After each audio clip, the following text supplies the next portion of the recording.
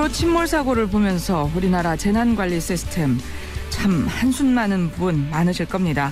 그런 면에서 어제 이어서 오늘도 해외 사례를 통해 우리가 고쳐야 할 점 짚어보겠습니다. 오늘은 프랑스와 미국의 사례를 보겠는데요. 먼저 프랑스부터 가보겠습니다. 프랑스 현지의 목수정 작가 연결합니다. 작가님 나와 계시죠? 네, 안녕하세요. 안녕하세요. 만약 프랑스에서 이런 사고가 났다면 우리 정부와 대응을 비교해봤을 때 어떤 부분이 가장 다를까요? 사실 제가 한 10년 정도 여기서 살면서 네. 이런 유사한 대형 사고를 딱히 목격한 적은 없었어요. 근데 이제 이를테면 해상 사고라는 것으로 직접적으로 이렇게 초점을 맞춰 보면은 프랑스에는 어떤 게 있냐면요. 국립해상구조회라고 하는 단체가 있는데 거기에서 어디에서 사고가 나도 15분 안에 달려오게 돼 있습니다. 이게 우리나라에도 민간 해상구조원들이 있잖아요. 예. 그분들이 19세기에 이걸 만들었는데 활동을 활발하게 하면서 1967년부터 이제 공식적으로 국가의 공공 서비스를 담당하는 기구가 되면서 지금 현재 5,000명에 가까운 구조원들이 프랑스 전역에 232개의 구조센터에서 활동하고 있는데 이를테면 2012년에만 8,071명이 이 센터에서 바다에서 구조가 됐다고 해요. 도움을 받았군요. 예. 그러니까 전체 사고자 중에서 죽은 사람이 한 350명이라고 하니까 구조율을 따져보자면 90%를 넘어서는 거죠. 그러니까 우리나라처럼 어떻게 해경이 따로 있고 또 어떤 바다에서 일어난 사고에 대한 지휘 체계가 분할되어 있는 것이 아니라 마치 바다의 소방서 같은 역할을 이곳에서 전담을 해서 하고 계시더라고요. 예. 그러다 보니까 일사불란하게 잘 움직일 수 있고 체계적인 대응이 가능하다. 그렇습니다. 이런 말씀이시군요. 프랑스 사람들이 이 단체에 갖는 신뢰도도 아주 확고하고요. 예.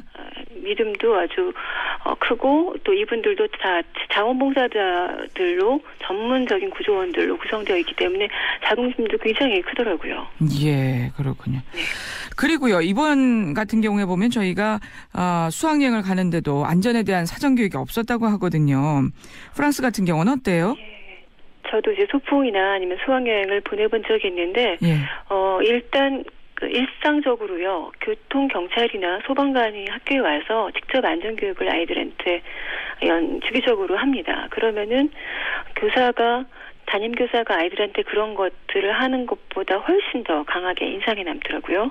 그리고 이런 어디 바깥으로 나가게 되는 경우, 지방으로 가든 아니면 해외로 가든 할 때는 아주 철저하게 일단 현장에서 우리가 볼 것에 대해서 사전 역사교육이라든가 이런 것도 시키고 안전교육도 시킬 뿐만 아니라 가져올 수 있는 물건의 치수까지 철저하게 정해줍니다. 물은 몇 미터를 가져와야 되고 너가 가져올 수 있는 용돈의 한계는 얼마이며 어떤 종류의 옷을 가져와야 되고 이런 것 개수를 정확하게 정해줍니다. 그러니까 굉장히 많은 야외 활동을 하되 명확한 행동 반경의 틀을 정해주고 가서 따라야 될 지시들을 아이들 머릿속에 명확하게 그려준 다음에 그 안에서 이제 자율권을 주는 거죠. 예, 그렇군요.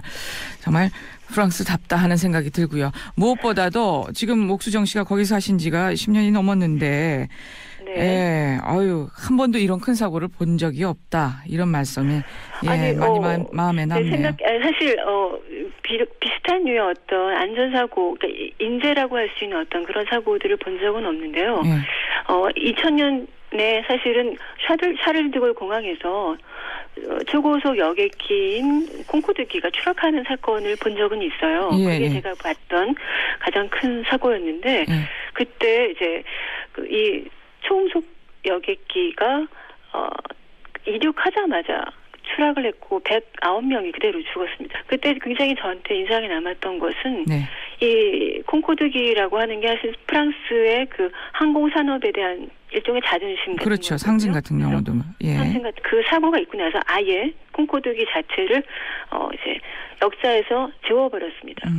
이 프로젝트 자체가 우리들의 무리한 욕심이 이토록 큰 인명사고를 냈다라는 것에 대해서 정치권에서 자성을 하면서 예. 과감하게 아예 프로젝트 자체에서 삭제를 해버린 거죠. 그걸 보면서 굉장히 큰 감동을 받았다고 그렇죠. 할까요? 예, 무엇보다 사람 목숨보다 귀한 게 어디 있겠습니까? 예. 자, 오늘 말씀 여기까지 듣겠습니다. 고맙습니다. 알겠습니다. 네, 지금까지 프랑스 파리의 목수정 작가였고요. 프랑스의 안전의식과 재난관리 시스템 살펴봤습니다. 이번에는 미국으로 가보겠습니다. 미국에서 15년 동안 거주하고 최근 한국으로 돌아온 성공회대 최진봉 교수 전화로 만나보겠습니다. 최 교수님. 예, 안녕하십니까? 네. 만약 미국에서 이런 사고 났다면 어땠을까요? 우왕좌왕하지 않았겠죠. 우리나라 같은 경우에는 이게 사고가 나면 이걸 제대로 처리할 수 있는 능력이 없는 것 같아요. 너무 우왕좌왕하고 컨트롤 타워가 없어서 제대로 대처를 못하는데, 미국 같은 경우에는 이제 우리나라도 뭐 비슷한 기구가 있습니다만 FEMA라고 해서 비상관리청이 있는데요. 네. 이 FEMA에서 모든 걸 총괄을 합니다. 사고가 나면 일단 FEMA에서 파견이 나가서 컨트롤 타워를 만들고 거기서 다양한 사용 가능한 모든 기구든 아니면 인력이든 장비든 이런 부분들을 동원할 수 있는 구조를 갖고 있거든요. 예. 그래서 이게 대통령 직속 기구로 돼 있는데 재해와 재난으로부터 국민의 생명과 재산을 보호하고 모든 사건이나 사고에 대한 예측도 하고요. 또 예방도 하고. 그래서 모든 국가 노력을 시스템화하는 임무를 수행하고 있기 때문에 뭐 재난이나 재해가 발생하게 되면 FEMA에 가서 일단 컨트롤 타워를 만들고 거기서 모든 사용 가능한 인력들이나 장비들을 컨트롤하기 때문에 네. 빠른 시간 안에 국내에 있거나 국제적으로 사용 가능한 모든 장비들이나 인력들이 동원될 수 있는 구조가 되니까 빠른 시간 안에 대처가 가능하고 구조가 가능하다고 볼 수 있겠죠. 네. 우리나라 같은 경우에는 이 기능이 제대로 안 되다 보니까 결국은 지금처럼 이런 대형 사고가 발생하는 그런 문제가 있다고 볼 수 있겠습니다. 그럼 이런 FEMA 같은 비상관리처는 뭐 일처리가 느리다, 굼뜨다 뭐 이런 지적은 없었어요? 뭐 그렇지 않아요. 왜냐하면 예. 이게 FEMA 같은 경우에는 워낙 훈련이 잘 돼 있고 조직이 잘 돼 있기 때문에 빠른 시간 안에 대처가 가능하죠. 우리 같은 경우에는 이게 문제가 되는 게 각 부서가 나눠서 업무를 하다 보니까 이걸 하나로 묶어줄 수 있는 기능이 없다는 거죠. 예. 그러다 보니까 초기에 대응이 어려워지는 거죠. 네. 더구나 정부 조직이 자주 바뀌다 보니까 그 개편 예. 과정에서도 이런 중요한 기능이 제대로 자리 잡지 못하는 것 같아요.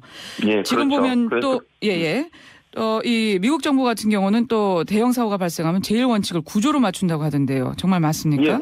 예, 맞습니다. 일단 생명을 구하는 게 제일 중요한 거잖아요. 이게 그렇죠. 우리나라 같은 경우는 구조 현장에 뭘 보내는데도 부서별로 이게 충돌이 되고 또 예를 들면 민간 업체에서 운영하고 있는 어떤 기구나 아니면 뭐 장비들을 운영할 때 누가 돈을 댈 거냐 하는 부분 때문에 시간이 걸리고 결제를 받아야 되고 그랬다고 하죠. 또 이거는 행안부에서 할 거냐 아니면 이거는 소방방재청에서 할 거냐 이런 문제 때문에 엄청나게 혼란이 일어나요. 그렇죠. 그런데 아까도 말씀드렸죠. 미국 같은 경우에는 일단 생명을 구하는 게 중요하기 때문에 그런 모든 부서의 절차를 다 한 군데서 통합적으로 운영할 수 있는 구조로 돼 있다는 게 특성이라고 볼 수 있겠죠. 예. 우리도 그런 기능을 할 수 있는 그런 조직이 돼야 되는데 지금 보면 뭐 이번 해양 사건 같은 경우에는 뭐 해양경찰청과 또는 해양수산부, 행안부 이런 부분이 너무 나눠져 있어서 업무 처리가 엄청나게 굼뜨고 제대로 운영이 안 되는 문제가 있다고 볼 수 있겠죠. 예. 또 더불어서 구조자와 피해자들 또 네. 유가족들에 대한 심리치료도 즉각 시작이 된다고 하는데요. 예, 그렇습니다. 지난 2005년도에 뭐 우리가 다 기억하고 있습니다만 허리케인 카트리나가 미국을 덮쳤는데 그때도 뭐 문제가 발생하자마자 미국 정부와 대학들에서 외상후 스트레스 장애를 치료하는 그런 단체와 기구들을 파견을 해가지고 사고 현장에 그런 심리 상담 처리소 이런 부분들을 만들었습니다. 그래서 슬픔 극복 트레이닝을 실시를 했고요. 또 치료 가이드라인을 배포를 해서 장기적으로는 약물 중독 예방 교육까지 실시한 것으로 이렇게 알려지고 있습니다. 그리고 이제 미국이 지난 1989년도에 보훈처 직속으로 국립 외상후 스트레스 장애 센터를 설립을 했고요. 기관 아예 그래서 만들었군요. 911 예. 사태 이후에는 연방재난관리청이 중심이 돼서 재난 대응과 심리치료를 총괄하고 있는 상황입니다. 그래서 이게 단순히 생명을 구하는 일뿐만 아니라 실제 사건과 큰 재난이 오게 되면 엄청난 심리적인 충격을 받게 되는데 그 심리적인 충격을 치료할 수 있는 그런 치료까지도 병행하고 있다는 것이 우리하고 좀 다른 점이라고 볼 수 있겠습니다. 그리고요. 지금 보면 이번 사고에 대처하는 정부 고위 관료나 정치인들의 행동도 비교 대상이 되는 것 같아요. 예, 그렇습니다. 아까 제가 허리케인 카트리나 얘기를 했는데 이게 미국 뉴올리언스 지역에서 일어났던 재난인데요. 그때 당시만 해도 뉴올리언스 시장 같은 경우에는 사고 현장을 떠나지 않고 계속 사고 현장에서 지휘를 했었어요. 우리는 지금 이게 웃기는 게 사고가 발생하면 외부에서 온 사람들이 지휘를 하는 그런 시스템으로 돼 있거든요. 예. 911, 9.11 사태에서도 미국에서 현장 지휘의 최고 책임자는 그 뉴욕시에 있는 소방당국이었어요. 그리고 뉴욕시장이었고.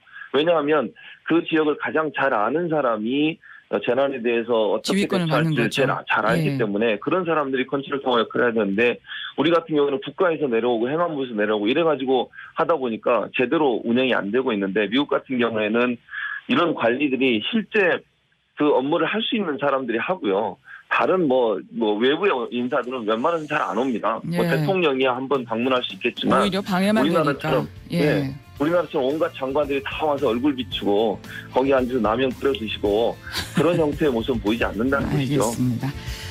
교수님 말씀 잘 들었습니다. 고맙습니다. 예, 감사합니다. 성공회denk 최진봉